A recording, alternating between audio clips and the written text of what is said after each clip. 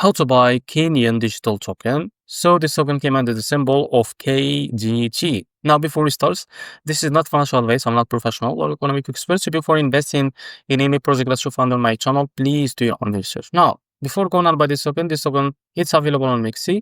So if you want to buy this token, just open a new window and type Mexc to access to your account. Now, if you don't have an account on Mexc, go down the description and you will be able to find the referral link or create an account on Mexc to benefit from yours. Now, that's in the search bar, just type KDT like that, and you will be able to find this pair that have USDT. Now click on it. Now that's what you want to do, just wait a few seconds to load this page. Now here you can type how much you want to buy. So just don't show me this. So just type here how much you want to buy like that. So here you will be able to see how much you receive that token. After that, you will be able to see the total that you should pay. And after that, click on buy KDT. In about a few seconds to a few minutes, you will be able to receive your token on your account. So this is how to buy KDT token. If you found this very helpful, please like and subscribe. See you next video.